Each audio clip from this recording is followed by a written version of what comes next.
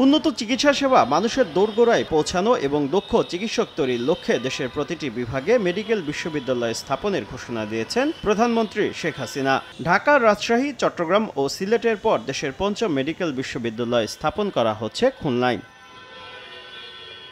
বুধবার রাজধানীর শেরেবাংলা নগরে একনেক সভায় ১,৮৭৪ কোটি টাকা ব্যয়ে খুলনায় শেখ হাসিনা মেডিকেল বিশ্ববিদ্যালয় স্থাপন প্রকল্পের অনুমোদন দেওয়া হয়। তবে নিজের নামে এই প্রকল্প নেওয়ায় আপত্তি তোলেন খোদ প্রধানমন্ত্রী শেখ হাসিনা।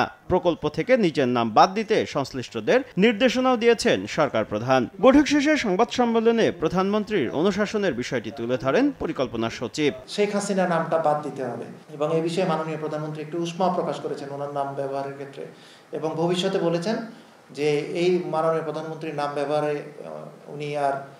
উনি অনুমতি দিবেন না। রাষ্ট্রায়ত্ত বাণিজ্যিক প্রতিষ্ঠানগুলোকে পুঁজিবাজারে তালিকাভুক্ত করতে অর্থ মন্ত্রণালয়কে নির্দেশ দিয়েছেন প্রধানমন্ত্রী শেখ হাসিনা। বলেছেন, নদীর গতিপ্রবাহ ঠিক রেখে সেতু নির্মাণ প্রকল্প হাতে নিতে।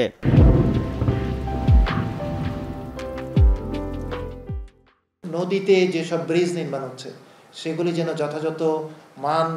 যথাযথ উচ্চতায় নির্মাণ করা হয় এবং নদীর মূল স্রোতকে বাধাগ্রস্ত করবে এমন কোনো জায়গায় কোনো ব্রিজ নির্মাণ করা যাবে না। ঢাকার পর ২৮৪ কোটি টাকা ব্যয়ে চট্টগ্রাম মেডিকেল কলেজ হাসপাতালে স্থাপন করা হচ্ছে আরেকটি বার্ন ইউনিট। খুলনায় মেডিকেল বিশ্ববিদ্যালয় ও চট্টগ্রামে বার্ন ইউনিট স্থাপন সহ ৫,৫৬৩ কোটি টাকা ব্যয়ে মোট ১০টি প্রকল্পের অনুমোদন দেওয়া হয়েছে একনেক বৈঠকে। পিপিপি তৈরি হওয়ার পরেই ভূমির কার্যক্রম গ্রহণে অধিগ্রহণের কার্যক্রম শুরু হয়ে যাবে। শুভ খান, সময় সংবাদ, ঢাকা।